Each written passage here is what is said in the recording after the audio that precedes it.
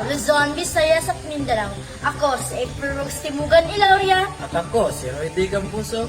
Halos mang piso taas presyo sa langis na kamba dahil sa Israel at Iran. Tensyon na maghina ng piso.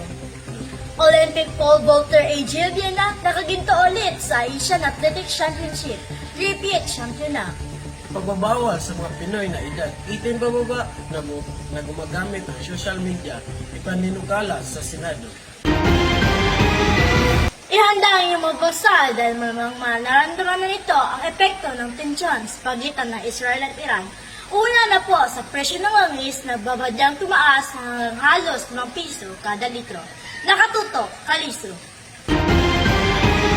Nagpapuntang ta ang DNBS driver na si Renz Fernandez nang malaman na nakaambag ang big time price hike sa Martes. Hanggang 4.80 centavos ang posibleng dagdag singil ng litrong diesel ayon sa taya ng Department of Energy. Base sa 4 na araw na trending, hanggang 3 pesos naman ang gasolina at hanggang 4.40 centavos naman ang kerosene. Kung sakaling magpatuloy, ito na ang pinakamalaking at taas na presyo sa loob ng higit sa 3 taon, bago ng pinakamalaking at price hike mahigit na 13 para sa diesel noong March 15, 2020. 3 linggo matapos ang pagsalakay noon ng Russia at Ukraine, tulad noong ginantihan din ng pag-atake ang dalawang bansa, minsan ng oil price hike, ngayon ay pagitan na naman ng Israel at Iran. Sumabay pa diyan ang pagtahina ng piso laban sa dolyar, kaya mas mahal ang pag-import sa produktong petroleum. Sa kabila ng big time na dagdag singil sa produktong petroleum, paalala ng DO sa mga motorista bumili ng gas na sakto sa pangangailangan para maiwasan ang artificial shortage. At kung magpatuloy ang gulo at mabarahan ang rutang dinaraanan ng langis mula sa Middle East, ay maaaring masundan pa ang pagtaas ng presyo, lalo na kung may iyayari ang actual disruption. Para sa GMA Integrated News, nakatutok 24 oras.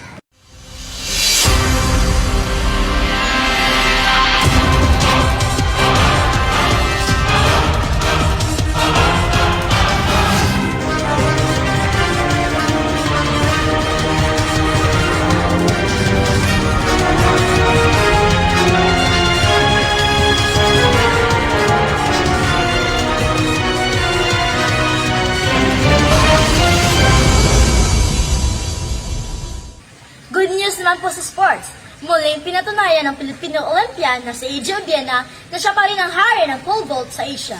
Yan po ay matapos niyang makamit ang triplet victories sa 2025 Asian Athletics Championship na ginanap sa South Korea. Pero bukod sa kanyang bagong tagumpay, ipinagbubunyi ni AJ ang panalo ng kanyang ama sa Taiwan. Nakatutok ang muro. Nahuwi ng Pilipino Olympian si AJ Viena ang gold medal sa 2025 Asian Athletic Championship sa Gumi, South Korea. Matapos niyang maklear ang 5.77 meters sa isang jump-off kalaban ang Paul Vaulter mula sa China. 3-feet champion na sa Viena matapos niyang i-dominate ang Asian Athletic Championship pole vaulting noong 2019 at 2023. Ang hindi nga raw alam ng marami, masama pa ang pakiramdam ni AJ noong araw ng kompetisyon. May source daw siya pero hindi pwedeng uminom ng kahit anong uri ng gamot dahil baka maging paglabag ito sa anti-doping rule violation. Kwento ni AJ, sunod lang niya ang instruction ng kanyang coach sa magiging strategy sa kompetisyon. Pagkatapos magkampiyon, lumipad agad sa eroplano si AJ upang maghanda at sumabak sa iba't ibang international pole vault competition. Ang tagumpay ni AJ nangyari isang linggo lang matapos manalo rin ng gintong medalya sa World Masters Game sa Taipei, Taiwan. Ang kanyang ama na si Emerson, naklear niya ang 3.60 meters sa pole vaultman 60 plus event. Nang kikwentuhan ko ang ama ni AJ nang suportahan ng anak niya sa 2024 Paris Olympics, ikinomento niya kung paano raw sa batang edad ay ginagaya na siya ni AJ. pagpa-pole vault, hindi man nakakuha ng medalya. Habang buhay daw nilang ipagmamalaki ang tagumpay ng anak. Ngayon si EJ naman ang nagpaabot ng pagbati sa ama. Sa ngayon, kasama na sa plano si EJ at ang kanyang team ang sumali sa 2028 Los Angeles Olympics, pero ang paghahanda raw dito, one step at a time, one competition at a time. Para sa GMA Integrated News, nakatutok 24 oras.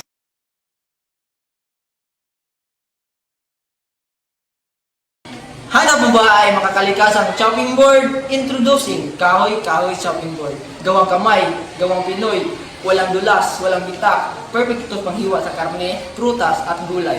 Kaya bili na sa Kahoy Kahoy Shopping Board, available sa Lazada, Shopee, kaya order na. Dito lang yan sa Puro Cross, Ginuman, Zamboanga, Sibugay.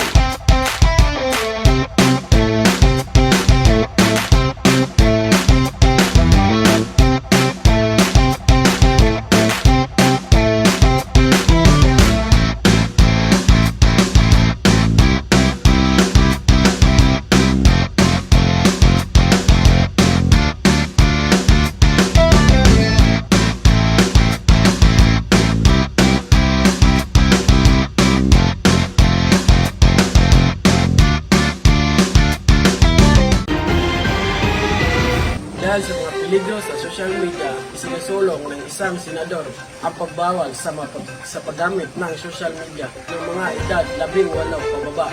Suportado ng DICT, Council for the Welfare of Children, ng naturang panukala nakatutok, PGA. Tulad ng maraming kabataang Pilipino, baba din ang panganay na anak ni Marco bumanlak sa mga gadget. Sa edad na 7, nakikita nitong nilalaman ng feed sa Facebook account ng ina at mahilig iro sa games kung saan na may iba siyang kasalamuhang online. Pero bilang isang profesional, alam ni Mark ang mga peligro sa online kaya nilimitahan niya at binabantayan niya ang mga aktibidad ng anak online. Hindi natin alam sa mga panahon ngayon yung mga mayroong yung shield protector, talagang sinasadya nila maka-interact yung mga bata through games, through social media, through even different platform na pambata. Kala natin silang pulurin yung nandoon pero yan pala ay nakahalo na pala namamantala sa kanila. Ang mga ganitong peligro sa social media na lubarin ni Senator Ping Lacson sa paano matakdaan ang regulasyon na paggamit ng minor na edad sa social media.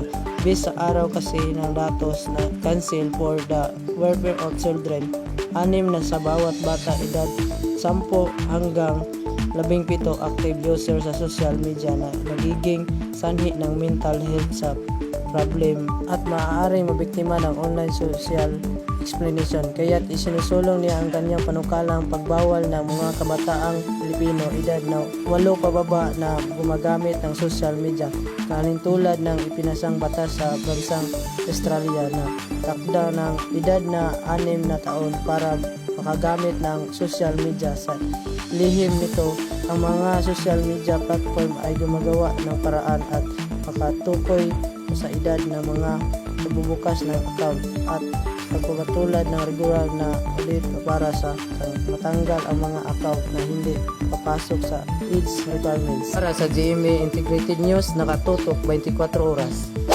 Para sa GMA Integrated News, nakatutok 24 oras.